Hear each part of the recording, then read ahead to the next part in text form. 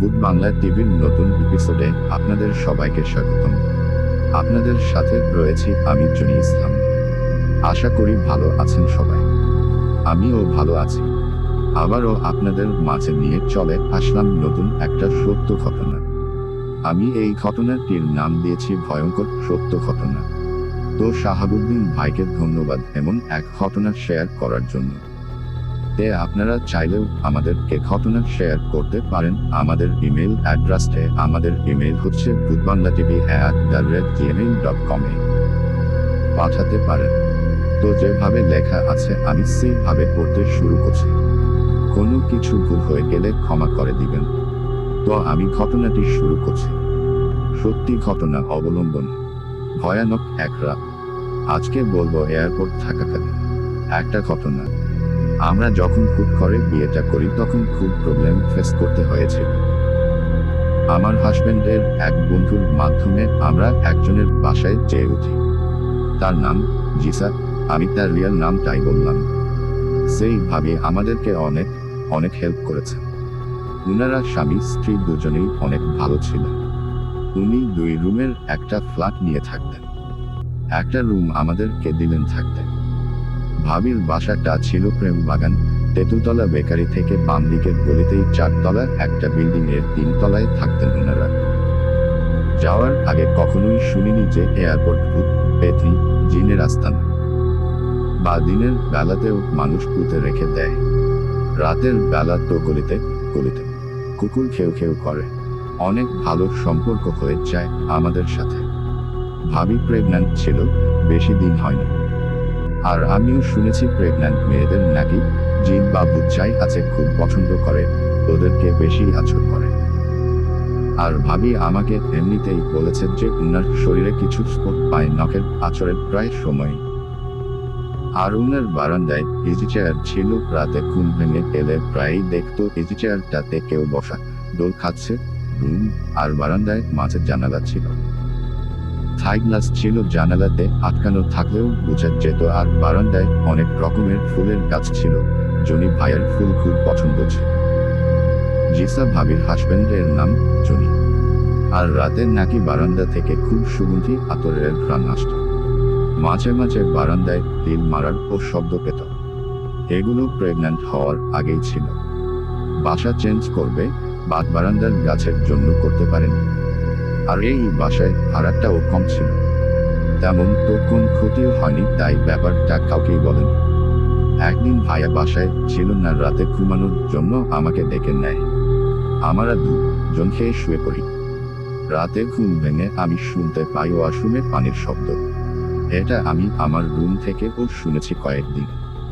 মনে হতো কেউ যেন চুপ চুপ করে পানি ঢেলে গোসল করছে। আমি 2 দিন উঠে লাইট অন করে দেখেছিলাম কিছুই নেই। ওয়াশরুম শুকনো। আমি নিলয়কে বলেছিলাম, কিন্তু ও আমার কথায় পাত্তা দেয়নি। বলে তুমি ভুল শুনেছ। শব্দ শুনে আমি উঠে বসি, ভাবিকে ডেকে লাইট অন করে যাই, দেখি কিছুই নেই। আবার এসে শুয়ে পড়ি, আবার ও সেই শব্দ। আমি যেতে চাইলে ভাবি আমাকে বাধা দেয়। আমিও আজ যাইনি। আমি শিওর হলাম যে কিছু তো আছে। ওই বাসার সামনেই ছিল একটা মসজিদ। মসজিদের সামনে ছিল একটা মাঠ। মাঠে ছিল খুব বড় 2টা তাল গাছ। তো আমি 2টা স্টুডেন্ট পড়াতাম, মিম আর শিলা, 2 বোন। ওরা অনেক রিকোয়েস্ট করাতে সন্ধ্যাবেলা আমি বাসায় যেই পড়াতাম। সেদিন ও পড়াতে যাচ্ছি, চারপাশের আবহাওয়া ঠিকই ছিল। মাগরিবের আজানের একটু আগে খুব অন্ধকার হয়ে গেল। আমার স্টুডেন্ট বলছে, মিস আপনি আজকে চলে যান, মনে হচ্ছে খুব বৃষ্টি হবে। আর আপনি তো ছাতাও আনেন। অনেক ভেবে বের হলাম, সত্যি দেখি অনেক অন্ধকার হয়ে গেছে। বাসায় আসতে হলে আমাকে ওই তাল গাছের নিচ দিয়েই আসতে হবে। মাঠে পা দিতেই লক্ষ্য করলাম সামনে থেকে একটা খুব জোরে ঝড় আসছে। মনে হচ্ছে উড়িয়ে নিয়ে যাবে আমাকে। আমি দেখলাম চারপাশে কেউ নেই। খুব ভয় পেয়ে গেলাম। এত বাতাসের ব্যাগে আমি আগাতেই পারছি না। মাঠে আর কেউ নেই, আগেই সবাই চলে গেছে। বাতাসটা গায়ে লাগাতেই কাটা দিয়ে যাচ্ছে। আমি বুঝতে পারছিলাম আজকে খুব খারাপ অবস্থা হতে পারে। আমি দেখলাম গোল গোল ঘুরে ঘুরে একটা বাতাস আমার গায়ের উপর দিয়ে চলে গেল। মানে আমি বাতাসের গোলা কারের ভিতর ঢুকে গেছি। মনে হচ্ছে আমি ঘুরছি, আমি শরীরের তাল সামলাতে না পেরে মাটিতে পড়ে গেলাম। আর মনে মনে তিনকুল করছিলাম। হঠাৎ কত থেকে যেন একটা লোক আমার সামনে দিয়ে মাঠ পার হচ্ছে। আমি বসা থেকে উঠে ওই লোকের পিছু পিছু হাঁটা শুরু করেছি। মনে মনে আল্লাহ পাকের শুকরিয়া আদায় করে নিলাম। খুব দ্রুত হেঁটে মাঠ পার হলাম। মাঠ পার হতেই অবাক হয়ে গেলাম। ঝড় থেমে গেছে। একটু আগেও যেখানে তুমুল ঝড় ছিল, অথচ কিছু সময়ের ব্যবধানে পরিবেশ কেমন শান্ত হয়ে গেছে। আমি বাসায় যেয়ে গোসল করে নিলাম। গোসল করে রুমে যেতেই পুরো শরীর আমার ছোপ লাল হয়ে গেল, সাথে চুলকানি আর শরীর জ্বালা পোড়া। মনে হচ্ছে শরীরে কেউ লবণ মরিচ মিক্স করে গায়ে লাগিয়ে দিয়েছে। এই অবস্থা দেখে নিলয় খুব ভয় পেয়ে গেল। আমার ওয়াশে নিয়ে আবার গোসল করিয়ে দিল, তারপরও কমছে না। হঠাৎ করেই গায়ে আমার কাঁপুনি শুরু হলো। কিছুক্ষণ যেতেই মনে হলো গায়ে জ্বর আসবে। একটা কম্বল দিয়ে দিয়েছে, তাও কাঁপুনি কমছে না। তারপর নিলয় কম্বলের উপর বালিশ দিয়ে আমাকে চেপে ধরে রাখে, তাও কমছে না। পরে তোষক দিয়ে চেপে ধরে রাখে অনেকক্ষণ। দেখি ভাবে আসছে ভাই নাকি ঢাকার বাইরে গেছে, রাতে ওনার সাথে ঘুমাতে হবে। প্রথমে মানা করেছিলাম, ভাবি জোর করাতে আবার গেলাম। আর সেদিন আমার বাসায় নিলয় এর এক বন্ধু বিধান ভাই আর আমাদের উকিল আবার রবিন ছিল। ভাবলাম ওরা তিনজন আমাদের রুমে থাকুক আর আমি ভাবির সাথে ঘুমাই। এদিন সন্ধ্যা থেকেই আকাশটা খুব অন্ধকার করেছিল। খুব বেশি রাত হয়নি, 11টা হবে। ততক্ষণে অঝোর ধারায় বৃষ্টি শুরু হয়ে গেছে। আমরা শুয়ে পড়েছি, অনেকক্ষণ হয়েছে, কেউই ঘুমায়নি এখনো। বৃষ্টিও অবিরত হচ্ছে। হঠাৎ বারান্দায় খুব জোরে একটা শব্দ হলো। মনে হচ্ছে উপর থেকে ঠাস করে কিছু একটা নিচে পড়ছে। আমরা উঠে বসি, দেখি ইজি চেয়ারটা দুলছে, কেউ বসে আছে। আমি আর ভাবি একজন আর একজনের দিকে তাকাচ্ছি। জোরে জোরে নিঃশ্বাসের শব্দ হচ্ছে। মানুষ অসুস্থ হলে যেমন বিশেষ করে হাঁপানি আছে যাদের, তেমন করে নিঃশ্বাস নিচ্ছে। সাথে হাতের খুব মিষ্টি একটা ঘ্রাণ আসছে। আমরা দুজন বসেই আছি, পুরো বিষয়টা বোঝার চেষ্টা করছি। বারান্দার দরজায় বাড়ির সব শুনতে পেয়ে আমাদের হার্ট অ্যাটাক হওয়ার মতো অবস্থা। ভয়ে আমরা কাঁপতেছিলাম। দুজনেই খুব ভয়ে পাচ্ছি। রুমে আর কেউ নেই। বাতাসের শব্দ। পাশের রুমেই আমার হাসবেন্ড নিলয় ছিল। ওকে যে ডাকবো সেই ক্ষমতাটুকু যেন হারিয়ে ফেলেছি। একটু পরে কি যেন কথার শব্দ আসতেছে, বাদ বোঝা যাচ্ছে না। কি ভাষায় কথা বলছে জানি না, এতটুকু বোঝা যাচ্ছে বারান্দায় কেউ কথা বলছে, কিন্তু সেটা বাংলাতে না অন্য কোন ভাষায়। বিদ্যুৎ চমকাচ্ছিল অনেক, আর সেই আলোতে স্পষ্ট কারো ছায়া দেখা যাচ্ছিল জানালার গ্লাসে। তারাও দেখেছে স্পষ্ট কারো ছায়া দেখা যাচ্ছে জানালার গ্লাসে। এত জোরে শব্দ হচ্ছে মনে হয় ভেঙে যাবে। এবার আর বিছানায় বসে থাকতে পারলাম না। খুব ভয় পাচ্ছি আমি আর ভাবি। উঠে লাইট অন করে বাসা থেকে বের হয়ে আমার রুমে চলে আসি। নিলয়কে দেখে তুলি, কিন্তু ও আমাদেরকে পাত্তা দিল না। বিধান ভাই আর রবিন আব্বা আমাদের সাথে। ভাবির রুমে আসে। বিধান ভাই আর আব্বা ঠিক ছায়াটা দেখেছিল। পরে নিলয় ও আসে, কিন্তু আর কিছুই ছিল না। আর দুঃখজনক সংবাদ ছিল, ওই রাতের পর থেকেই ভাবির পেটে খুব পেইন হচ্ছে, বাবুটা আর বেঁচে নেই। ভাবির অবস্থা ও খুব খারাপ হয়ে যায়। তারপর ভাবিও বাসা চেঞ্জ করে ফেলে। আমরাও বাসা চেঞ্জ করে ফেলেছিলাম ঠিকই, কিন্তু প্রেম বাগান ছাড়া হয়নি। নিউ বাসা নিয়ে একটা ভয়ানক ঘটনা আছে, সেটা শেয়ার করব। সমাপ্ত। আজকের জন্য আল্লাহ হাফেজ। নেক্সট নাম্বার পাঠের জন্য অপেক্ষা করেন, খুব তাড়াতাড়ি নিয়ে চলে আসবো। আর ভিডিওগুলো ভালো লাগলেই অবশ্যই চ্যানেলটিকে লাইক আর সাবস্ক্রাইব করবেন। ধন্যবাদ। আশা করি এই দ্বিতীয় ঘটনাটিও আপনাদের ভালো লাগবে। তো আমি শুরু করছি ঘটনাটি। আমার বয়স 23। আমি আজকে আপনাদের সাথে যে ঘটনাটি শেয়ার করতে চাই সেটি ঠিক আমার নয়, আমার মায়ের জীবনে ঘটে যাওয়া একটি ঘটনা। ঘটনাটি আপনাদের কাছে কতটুকু বিশ্বাসযোগ্য মনে হবে কিংবা গ্রহণযোগ্যতা পাবে জানি না, কিন্তু এটি একটি সত্য ঘটনা। স্বাধীনতা যুদ্ধের পর 1974 এর দিকে আমার মা বাবা ধানমন্ডিতে তাদের নিজের বাড়িতে চলে আসেন। এর আগে তারা মতিঝিলে থাকতেন। আমার মা মিশুক স্বভাবের মানুষ, তাই আস্তে আস্তে আশেপাশের মানুষের সাথে পরিচিত হতে থাকলেন। দাদার বাড়িতে ঠিক পাশে মুখোমুখি যে বাড়িটা, সেখানে থাকতেন এক বৃদ্ধ পরিবার। তাদের বাড়িতে একজন কেয়ারটেকার ছাড়া আর কেউ ছিল না। আমার মা তাদের খুব পছন্দ করতেন, কিন্তু কখনো তাদের বাসায় যাওয়া হয়ে উঠত না। বারান্দা থেকে মা প্রায়ই দেখতেন, জিজ্ঞাসা করতেন কেমন আছেন, এবং তারাও হাসি মুখে উত্তর দিত। বড় বারান্দায় একজন বসে পেপার পড়তেন, বৃদ্ধ এবং বুড়ি পাশের চেয়ারে বসে উল দিয়ে সোয়েটার বুনতেন। বুড়ো প্রায় বাজার করে বাসায় ফিরতেন। তারা মর্নিং ওয়াকে যেতেন বলা চলে। তারা খুবই সুখী একটি পরিবার। তাদের বাসা থেকে কখনোই চেঁচামেচি, চিৎকার এসব শোনা যেত না। এর মাঝে তাদের বাসা থেকে একদিন বাচ্চাদের কোলাহল শোনা গেল। মা জিজ্ঞাসা করে জানতে পারলেন যে আমেরিকা থেকে তাদের ছেলের বউ, মেয়ে, নাতি নাতনি এরা সবাই বেড়াতে এসেছে।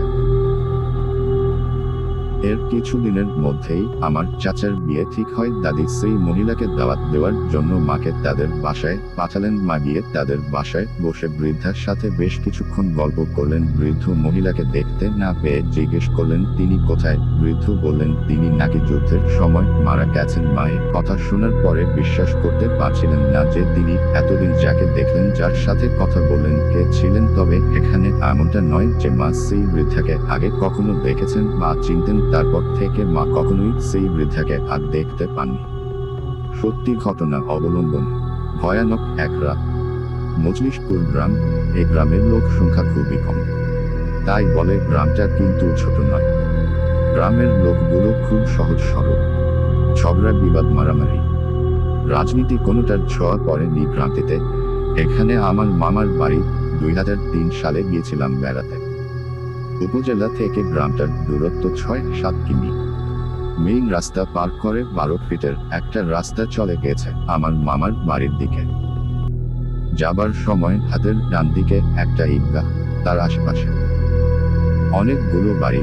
কিছু দূর আসার পর হাতের পায়ে একটা কবরস্থান ও মাদ্রাসা, তারপর আর কোথাও বাড়ি ঘর নেই। চাঁদনি রাত। মামাতো ভাই বোন সবাইকে নিয়ে আড্ডা দিচ্ছি। বিদ্যুৎ চলে গেছে, কখন আসবে তার কোনো ঠিক নাই। পল্লী বিদ্যুৎ বলে কথা, মামি বলে গেল কারেন্ট আসার সাথে সাথে সবাই খেতে আসবার। খাবার খেয়ে যত খুশি গল্প করবার। এর মধ্যে ছোট মামা এসে হাজির। আমার ছোট মামা প্রচুর গল্প জানে, তাও আবার ভূতের গল্প। মামাকে বললাম একটা গল্প শোনান না। মামা বললেন কি গল্প শুনবি? আমি বললাম ভূতের গল্প। সবাই আমার দিকে তাকিয়ে আছে, কারণ ভূতের গল্প সবাই পছন্দ করে না। আমি শহরের ছেলে, ভূতের গল্প আমার কাছে রূপকথার গল্প বলে মনে হয়। ছোটরা তো ভূতের কথা শুনে ভয় চেপে বসল। মামা শুরু করলেন একটা গল্প। এই গ্রামের পাশের গ্রাম। মামা তখন 3 রাস্তা মোড়ে দোকান করতেন অনেক রাত পর্যন্ত।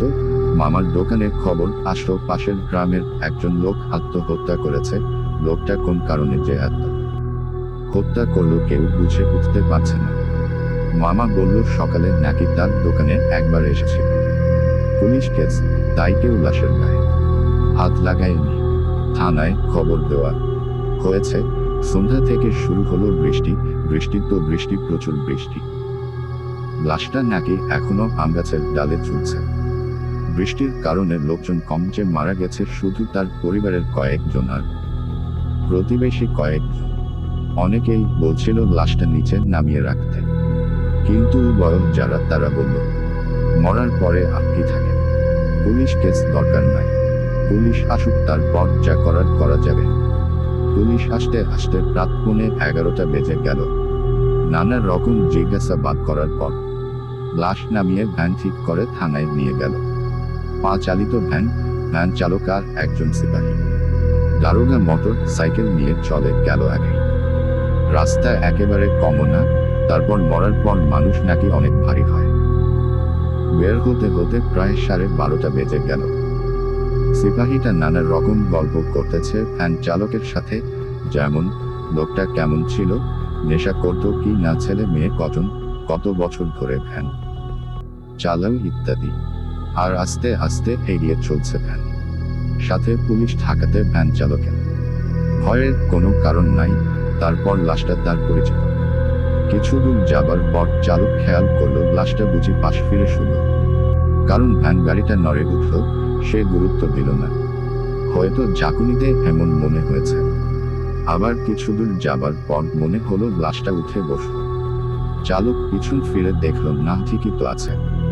আসলে তার একটু ভয়ও লাগছিল। পুলিশকে একবার জিজ্ঞেস করলো, স্যার মোবাইল ফোনে গান চালাবো? সিপাহীর কোনো সমস্যা নাই, চালাও, এত দূরের রাস্তা বরং গান শুনতে চাই। ভ্যান চালক মনের সুখে গান শুনছে আর গাড়ি চালাচ্ছে। এভাবে বেশ কিছুক্ষণ চলার পর হঠাৎ পিছনে তাকিয়ে দেখল পুলিশটা গপ গপ করে লাশটার গা থেকে মাংস ছিঁড়ে ছিঁড়ে খাচ্ছে। ভ্যান চালকের দিকে তাকিয়ে আছে। দুজনের চোখে চোখ পড়ার পরও পুলিশটা খেয়ে যাচ্ছে। তার চোখ দুটো লাল, হাতে বড় বড় নখ, আর দাঁতগুলো শেয়ালের দাঁতের মতো। মুখ ভর্তি রক্তে মেখে গেছে। ভ্যান চালক ভালো করে দেখল বুকের খাঁচাটা সম্পূর্ণ দেখা যাচ্ছে, কলজে মেটে সব খাওয়া হয়ে গেছে। নারী ভুঁড়ি ভ্যানের উপর পড়ে আছে। সামনের রাস্তা দেখার জন্য একবার তাকিয়েছে, পেছন তাকিয়ে দেখে পুলিশটা নাই। সে এক চিৎকার দিয়ে লোকালয়ের দিকে দৌড়।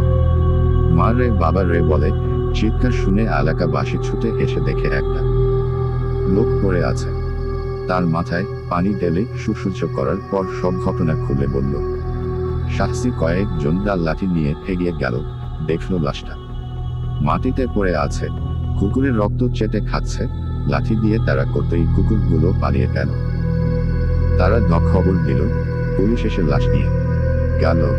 পরে জানা গেল প্রথমবার যে পুলিশ এসেছিল তারা আসলেই কোনো পুলিশ না, আসলে তারা মানুষ খেকো পিচাস। নেক্সট নাম্বার পাঠের জন্য অপেক্ষা করেন, খুব তাড়াতাড়ি নিয়ে চলে আসবো। আর ভিডিওগুলো ভালো লাগলেই অবশ্যই চ্যানেলটিকে লাইক আর সাবস্ক্রাইব করবেন। ধন্যবাদ।